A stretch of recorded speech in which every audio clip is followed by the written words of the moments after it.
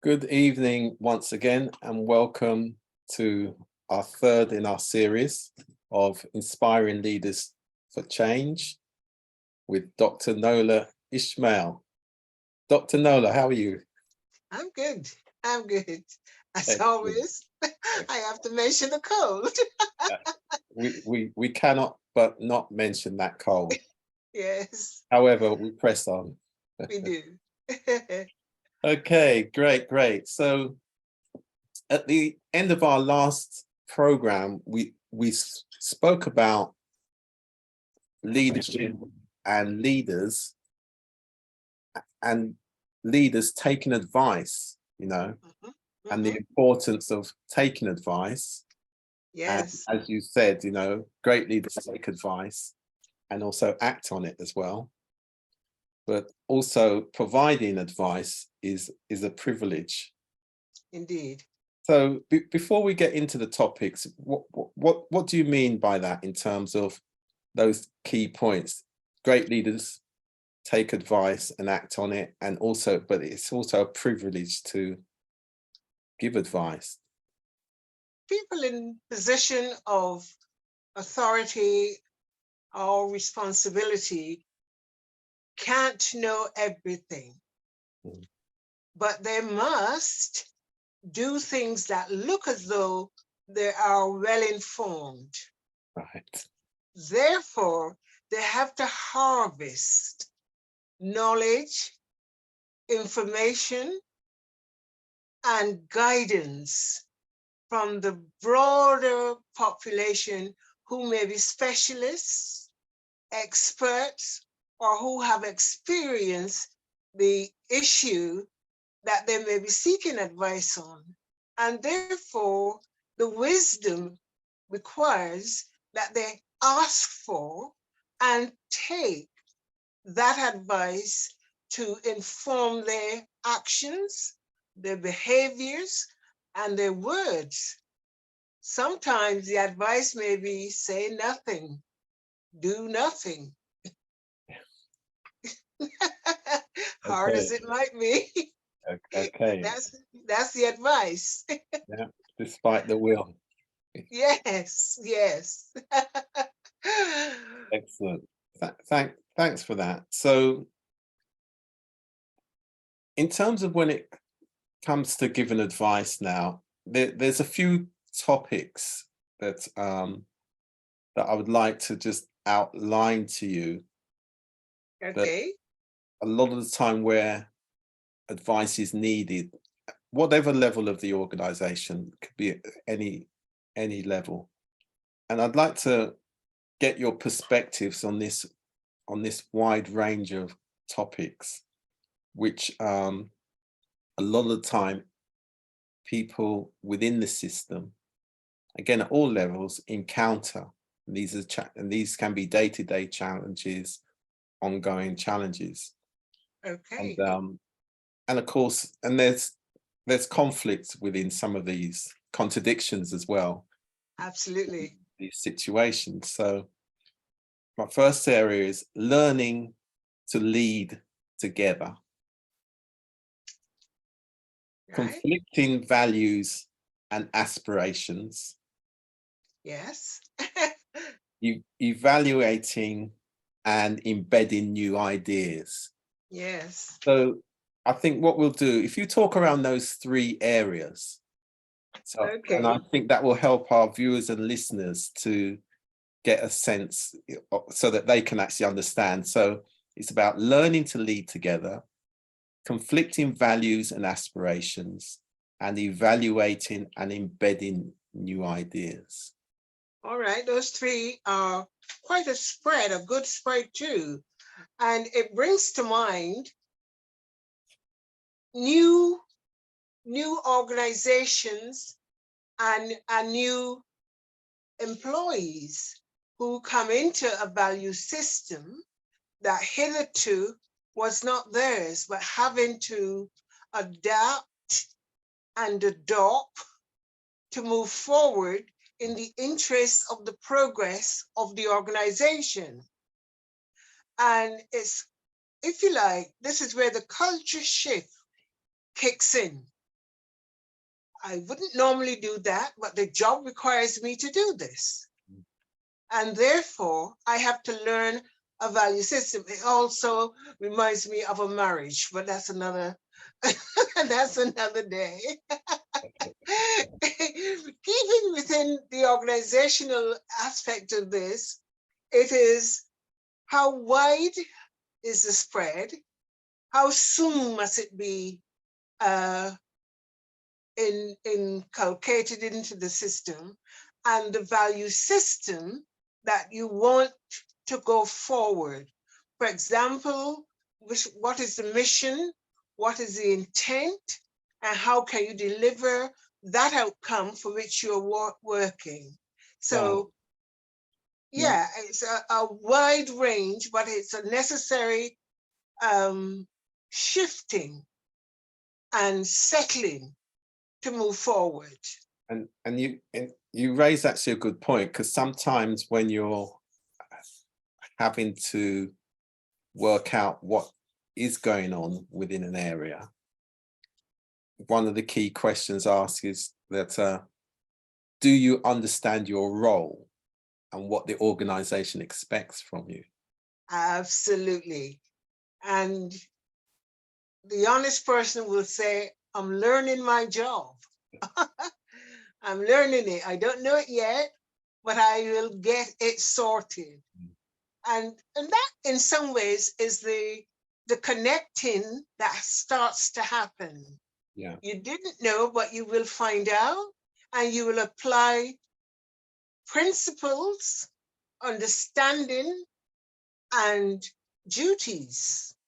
Yeah. The shift begins. The value system begins to be put in place. So if we think in terms of confidence, morale, motivation, Yes. then how can people feel that it doesn't matter that they didn't know, and that they will be able to learn together? So we're back to that learning to lead together, learning to work together, collaboration, aren't we? Yes, it's a collaboration, it's a confidence building, and it's a shaping, a shaping of ideas, and attaching understanding to what is necessary to do, that they're going to do. You know, perceptions needs to be tested too. What is the perception of what it is they're asking of you, and how can you take that forward? And what is the support to help? How can they? I remember one of the things that a minister once said to me when I was at the department, Mrs. Ishmael, she said, help me to understand.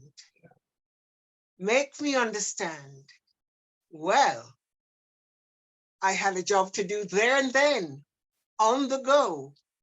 Make it so that she understood what was happening, and therefore she could speak authoritatively about what she was being briefed on.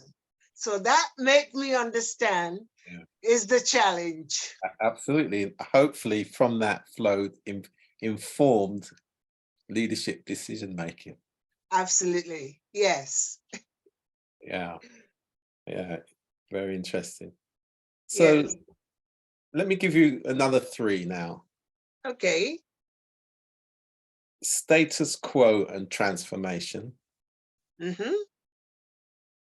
system leadership and generational progression. Right. And the third one is system lines of communication and accountability.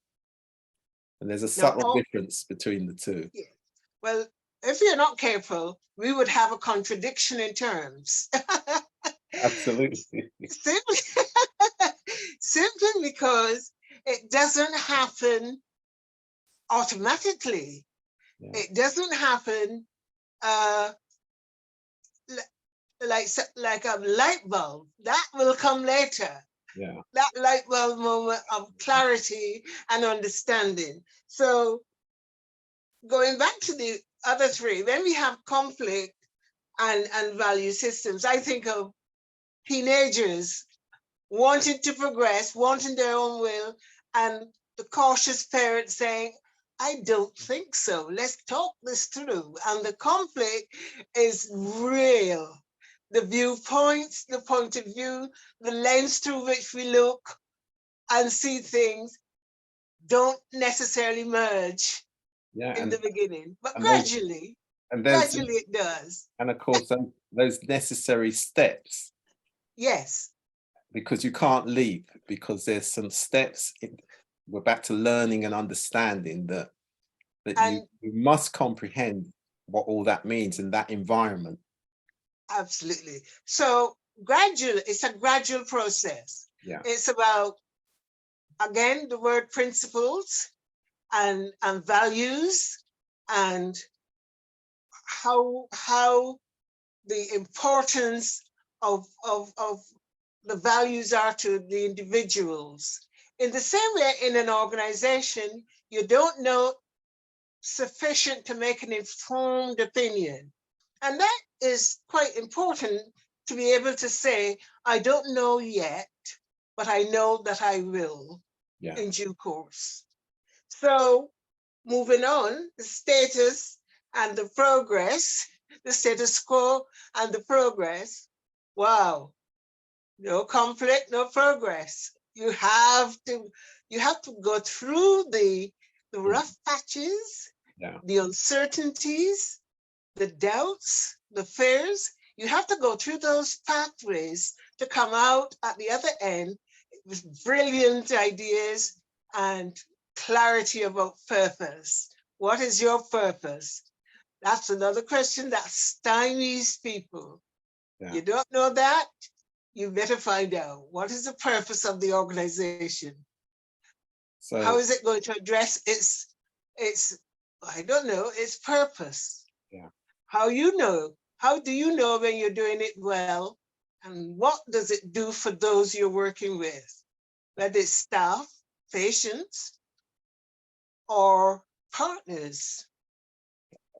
Absolutely. And there's a term we use, if we take that over to data, and yes, what we say is these days, accountability by data. So in other words, we are where we are. That's what the data says. Yes. So it's about, how do we reach a consensus, translate that into workable plans so that we can progress. And make it happen. And absolutely make it happen. Yes. So, of course, within that, there is a level of conflict, which you've kind of outlined. Mm-hmm. It's necessary.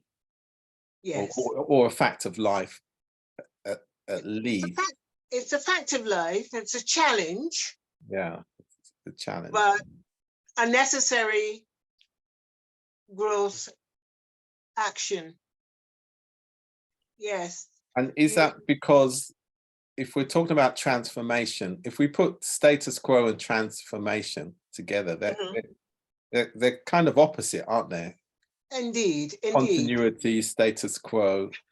But yeah, if we want transformation and improvement, improve outcomes for those who have been underserved, or structural inequalities. I go back to what I said the last time we spoke, where the comfort zone can entrap you and the status quo can keep you from growing. And therefore, when that arises, you need to recognize it and say, is this too comfortable? Right. What do I need to do to make progress? It's the unconscious process that keeps people from moving forward. So make it conscious. How do you learn to drive? Well, you got to do something more than hope. You got to do much, much more than wish. There's an action that must take place, and there must be almost, if you like, the surveillance of what you do, and the testing. And you raise a good point there, because it's about repeating the process over and over again. Until you get it right. Until you get it right. Yeah. But there's something too that comes out of all of that, Rudy. There's something called mastery. Yeah. When we master the gradient of what we're doing and getting through, it's something very satisfying about the accomplishments and about the progress away from the status quo. So we're heading and looking for mastery. Mastery that will enable us to be authoritative, informed, and knowledgeable, and be able to lead with confidence. Yeah. And to mark the progress as we go. So there's work to do. We need to almost put the words down and says, have I done this? Do I know how to do it? Yeah. Checklist. Checklist, like it. Checklist. Yes. Absolutely. Yes. And the final point before we move on to the other parts of the program is relationships are the cornerstone of all change initiatives. How true. Yes, that fit. We get told you don't fit, or it's used as an excuse to say we don't need you here. But relationships achievement, rather than building, achievement makes for, if you like, the solidarity and the foundation that will move you and the organization along. A long time ago, I was having a chat with a guy who used to work at Ford's. And he said to me, Nola, the way you make progress in Ford is to become a Ford person. Right. You go to their picnics, you go to their parties, you go to their away days. The family becomes a Ford family. And the pub? And the pub. So it is when you inculcate all the values and the systems of the organization and become that organizational person. And we know people who you can look at and say, he's a cop. Another example is medical students. They all go into medical school on the first day looking different. Yeah. By the end of their training, they have the same haircut. They wear the same trousers. Okay. And they look the same, and you have to be looking hard to define who they are. They look the same. They become medics. Okay. Interesting. Yes. So moving forward and taking, I suppose, the analysis and the understanding as you move forward, mixed with the experience and the loyalty. Yeah. Yes. Yeah, keywords, loyalty. Yes. Is important.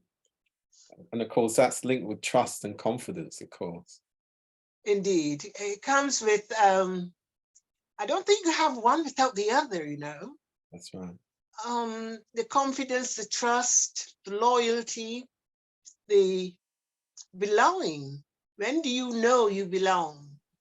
Now, whether or not we as Black people feel belonging, or what is our journey to belonging, is a piece of work you should look at. In fact, belonging is one of our biggest topics because particularly us here, and I'm speaking of our Caribbean population group, that's the one I know well and the best. Yes. Yes. But, you know, we belong here, but we also belong in the Caribbean as well. Well, we go home, don't we? Homeward bound, exactly. Yes. And of course, and that is an important bond to be kept anyway for our cultural well-being. Excuse me for a minute. I need a drink.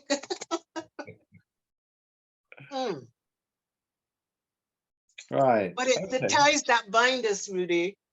Yes. It's our generational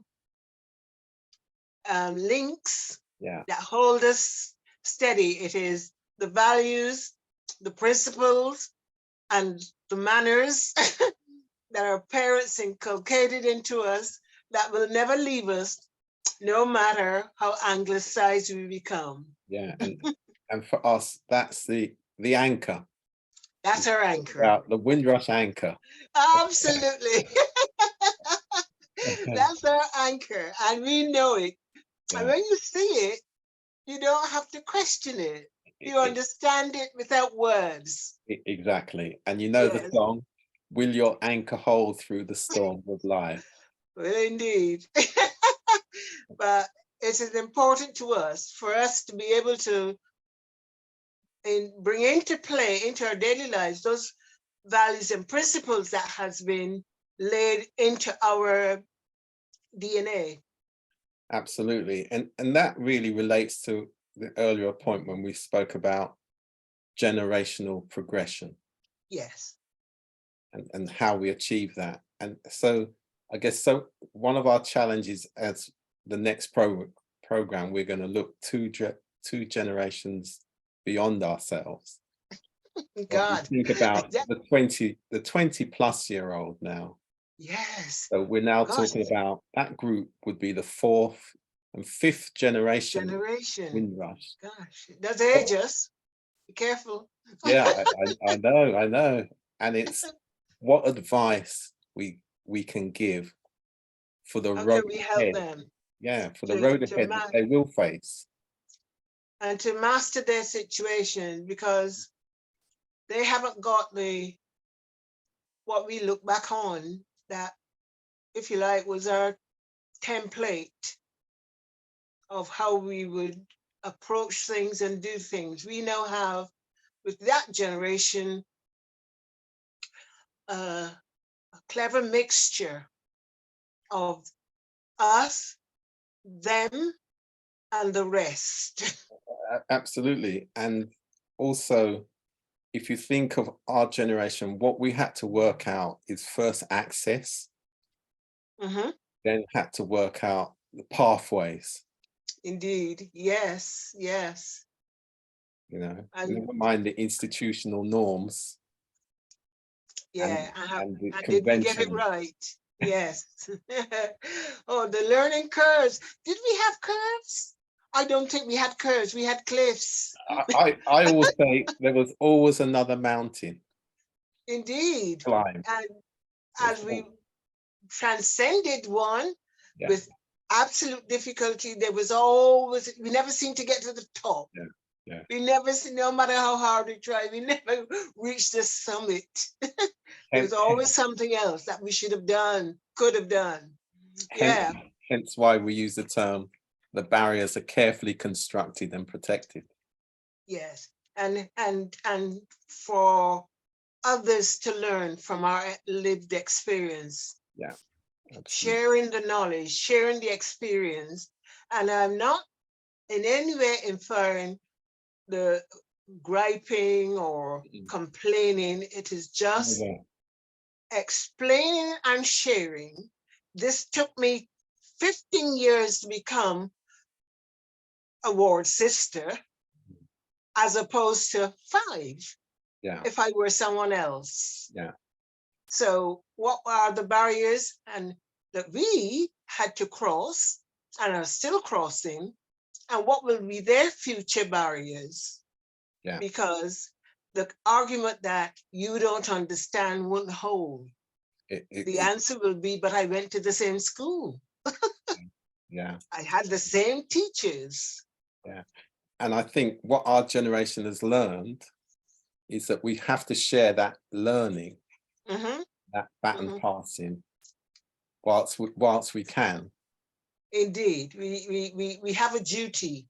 We have a responsibility to make it better. Absolutely. And of course, that leads us back to our first program where we spoke about the servant leadership. Yes. Having got so far, are we at least going to assist others, but not make it more difficult for others as well at the same time? Back to that conflicting values again. Yes, we have got to educate and elevate. work with people to make it work for them. Yeah, absolutely. And so if we now shift to the advisor Okay. for the second part of this program, Yes. and you've touched on about giving good advice, great leaders taking advice, the privilege of providing advice. Can you give us and one quick thing I think I mentioned in the last program, in terms of, you know, there's advisors, you can be a group advisor, but again, it's to do with, you know, how you work together internally, you know, so we talk about all voices must be heard, Yes. diversity of opinion accepted, no ideas overlooked, and most That's right. importantly, collective responsibility. I so support that. There are a range of behaviors that as advisors you demonstrate. You have to be encouraging. Yeah.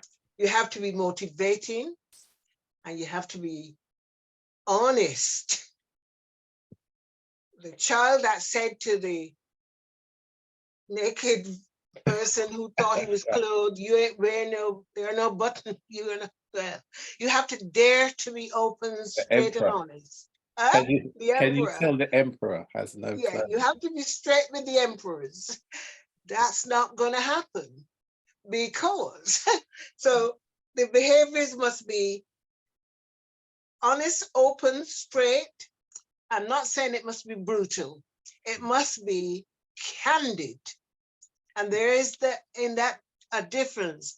A candid clear response beats a waffling, pleasing response. So the behaviors mean you have to know the gaps you need to bridge. You need to know the force field analysis of what people are saying to you or hoping you will say. The honest advisor might begin and say something, you may not like this, but I'm going to say it nonetheless. So straight up advice is a medicine that may not taste good, but my goodness, it will do you good. Straight up. So the behaviors and the understanding and it's like a SWOT analysis. When you look at what is strong and good and what is weak and what is the opportunity and the threats that might come along. So the advisor will do a SWOT about a situation that tells the person seeking advice, these are the pluses, these are the negatives, these are the coulds, and these are the counts. And as you say that, supposing if you can think of an occasion where a minister or, you know, or one of the senior leaders have come to you and said that they really have not been happy with the advice that they've been receiving. So where would you start? Where do you start when you encounter that? The scenario here would be I would go to the minister in a briefing situation. But there was one minister where I had to brief on a situation around community health. And I began by saying, Minister, do you want the truth or the unvarnished truth? And she said, Mrs. Ishmael, I'll have the unvarnished truth. It is in those moments that you can be clear, honest, and direct, rather than pleasing and posturing and hoping that you get across. Well, it's a misleading situation if you're not. But then how do you make the next step, having been told that previous advice was not unworkable or didn't work for whatever reason? Because it doesn't matter whose fault it might be, but that will be the message that that you're Yes. giving? Well, you say, give me an hour, Okay. and I will make sure that Right. the advice that I bring to you is rooted and grounded in evidence, data, and up-to-date situation. Yeah. I have contacts and sources that I can approach to get the real picture for you. Give me an hour. Okay. So you're able to And say, I have done that. I know. So here is the new briefing note. Yes, indeed. Yes, yes.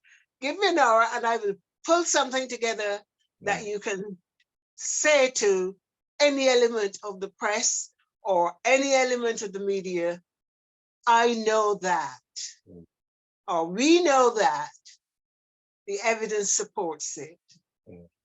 It's called the unvarnished truth. Okay. Okay. Yeah. Very interesting. I guess also another area of interest is that how do we translate what's learned in the system to What's improve learned? that's learned within the system, what we Yes. learn in the health and care system. Okay. How do How do we we? then, how do we then, which is the needs of today now and in the future where we are Mm, now, that mm, we want to improve the capacity, the competence and the skills of mm. the organizations that represent the communities and Okay. provide services to the communities. And that could be any population group, any section in society where, as we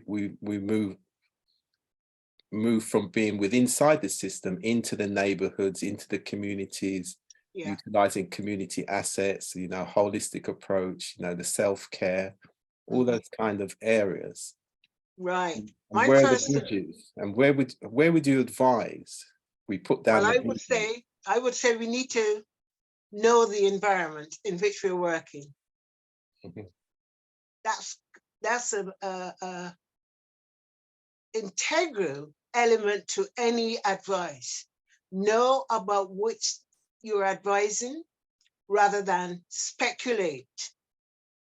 So understanding the environment, the experience that you gather with people, and the information sources. You also need to know what's the current policies, because you can't overpromise and underdeliver. You lose the trust of people.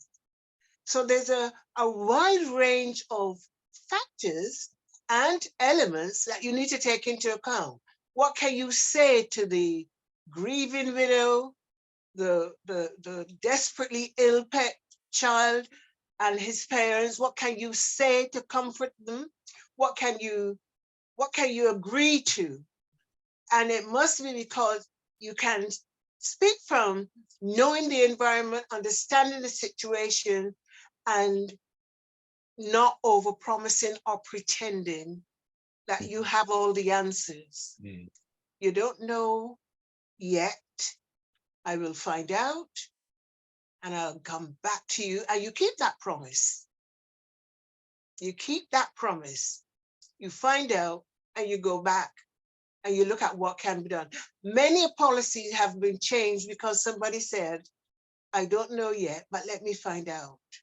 And Okay. when they found out there was nothing to share, the policies changed, enabled the person to get some help and to move forward. The communities in their demands will make a demand, but not necessarily understand that it takes resources and And the structure, processes, infrastructure. yeah, Yes, and the processes which they don't understand. absolutely. So it's not easy as an advisor to step up to the plate and say something. You need to be able to be guarded without being overcautious. Take on board that you're talking about people's situations, people's livelihoods, and that if it goes wrong, you'll be the one that gave the poor advice. And I don't know if anybody ever came back from that. And, and as we say, you know, scapegoats always waiting in that corner. Who? Scapegoats. Scapegoats always in the corner. Remember that. Always. Yes. So how not to be a scapegoat is the lesson here. Absolutely. So Yes. when you're asked to go and stand over in the corner, you know what that means. Yes. You need to say, excuse me, I don't do corners. But I'll sit here. Yes. Absolutely. Oh, but So, goodness me, it is not a it's not for the faint-hearted. absolutely. You have to demonstrate assured confidence even when you're doubting. And you don't show it in your body language. You have to be the one that says, dear God, I can. You know I can. Help me to be. Those little silent prayers. Absolutely. And of course, when you're getting conflicting advice, sorry, when you find yourself in conflicting situations, so you may be there to help solve a particular issue, Mhm. especially when it comes to quality related matters, Yeah. but then the importance of values and those values, you have to weigh that on all sides as well, because it's never as clear cut as things appear. I have three things to say about that. You need the vision, you need the values, and the versatility of the moment. If you can handle those, if you can be versatile, you can survive. You can excel. Yeah, absolutely. So Yeah. one question somebody did ask me to ask you was that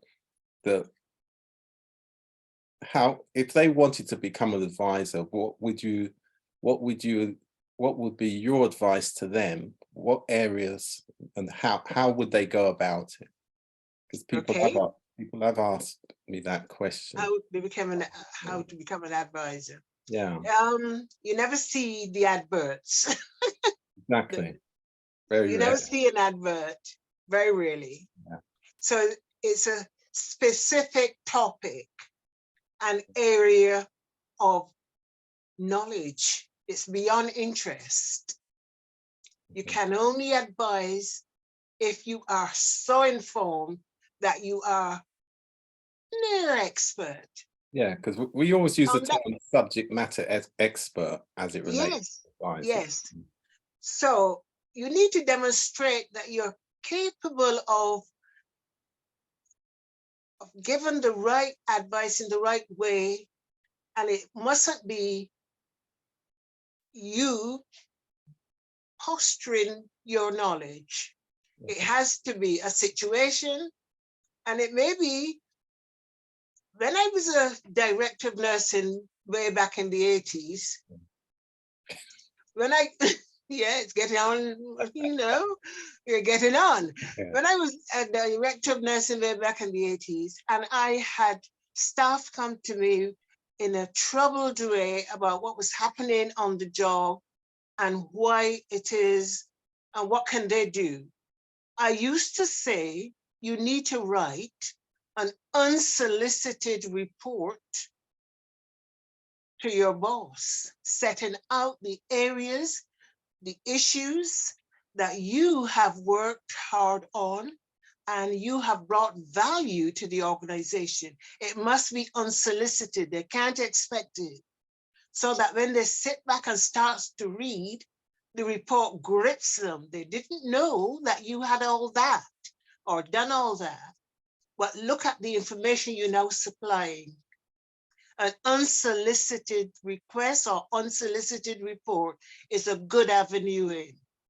And that's such a great point, because it makes me think again of the key question when we ask people, what are your ideas for quality improvement that will enhance the service improvement for the patient, the system, and access to better services. Well, here's one pathway. Mm. Set out an unsolicited report. The implications are, you know how to write a report, right?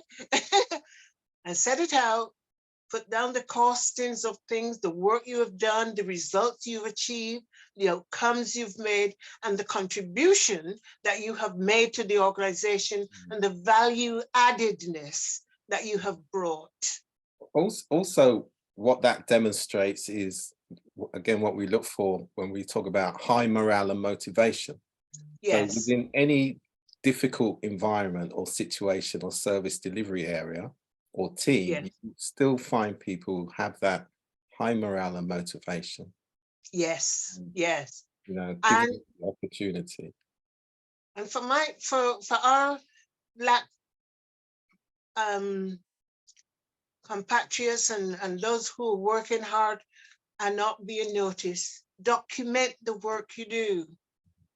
Dare to say,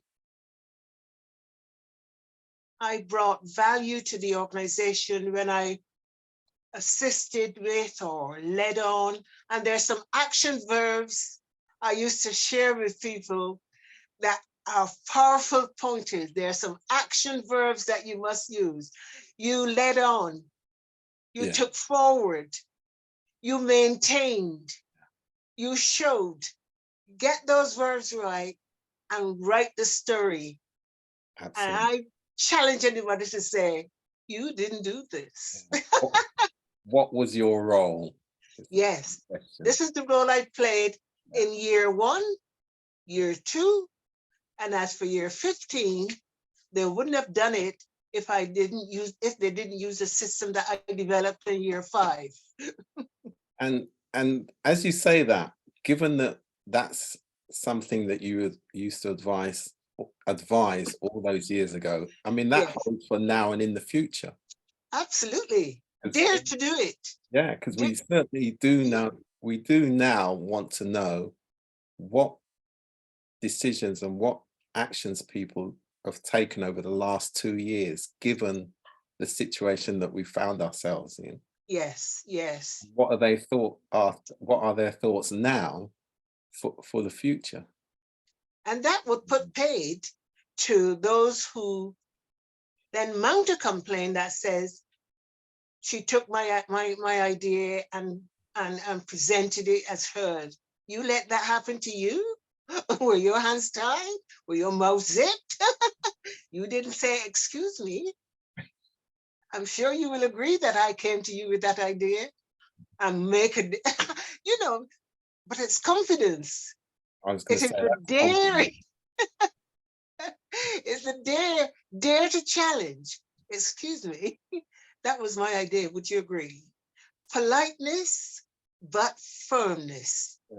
Yeah. No gruff, no anything. Keep it very corporately modulated. But claim your glory. And you're so right. And there's something about the more, I guess, individuals would document what they've done and setting out clearly, the more confidence they would be in terms of expressing it outwardly and in a public space. And you know, indeed. But the importance is claim with a passion, claim with a certainty of knowledge, and assert your knowledge. Don't collude in your invisibility that others may want to impose on you. Don't collude. That's very important. Yes. Collusion. Ill-advised. Yeah, because it's also that contributes to what we would call the participation in that organizational culture. Yes. Sometimes they expect us to be the diffident, polite, and fearful individual. Reverse that. Be articulate, be knowledgeable, and be clear. I can't agree with you with that because it doesn't accord with my recollection of what I did. Open up the discussion. Yeah, absolutely. Right. So our final big question for this dialogue, number 3, which I think will lead us into dialogue 4 in the new year. Okay. So you're going to get a break before we do the next 2. Right. And it's a decision, it's a question that's has to normally be considered at the top of the organization, whether it's a trust or, you know, a regional body. Mhm. And it's, how do we know that we've made a difference to staff, communities, and to stakeholders? But I think the key question is, how do we know that we've made a difference? What's the barometer? What's the test? What's the barometer? Well, those with whom you work will attest to your capability and will give feedback. Now, you know, you need to seek feedback. Somebody once said to me, feedback is better than money. And I thought, I can't take it to Sainsbury, but never mind. But yes, Yeah. I collect the feedback. I know that some of the organizations now, like the Nursing and Midwifery Council, are now expecting nurses for their re-registration is to show what feedback they get from patients. Okay. Really? Yeah. There's a card that they've got that you pass to patients to ask how well was their care. Okay. So collect feedback is one of the gems, I think, because the written evidence will attest to what you've done. Now, you don't leave home every morning going to work that says, today I'm going to be, but collect the evidence of what you did do and the impact you did make and what the people say to you, or people do your own surveys. Collect the evidence, present the evidence. Look at the knowledge base. Now, everybody needs to do more reading to keep up to date. Keep up to date and dare to write the article that said, I made a difference because I did X, Y, Z, and my patients told me so. And actually, you've made me think of something as you say that, because obviously, going back slightly, in the system we have the friends and family test, or family and friends test, of course. But what we rarely see are articles written by our population groups about the care, the compassionate care that's being given. Very, very, very rarely will you see that. So we need to change that culture. We need to change that to document that which you participated in. Yeah, I think we'll definitely have that as one of the programs. Okay. Encourage that. I think that's really important, because we do have to find a way of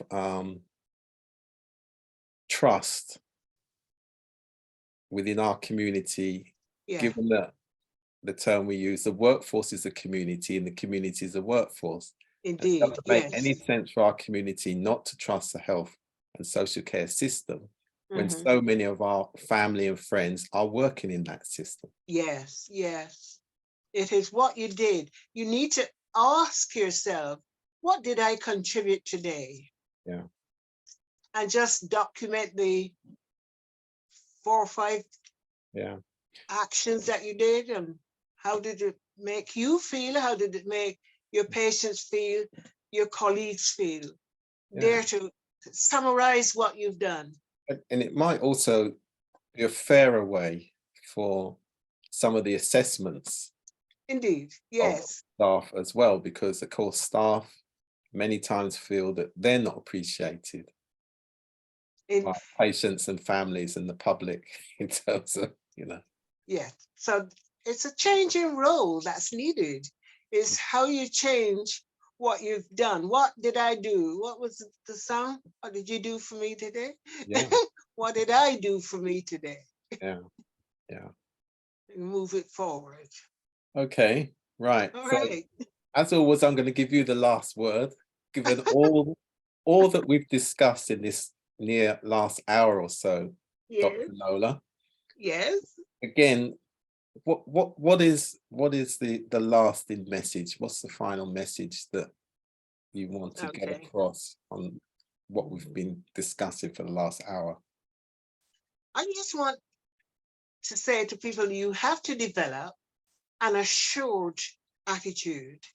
Mm. That's not cocky, an assured, confident attitude demonstrated by competence and confidence. And lastly, be really grounded. Yeah.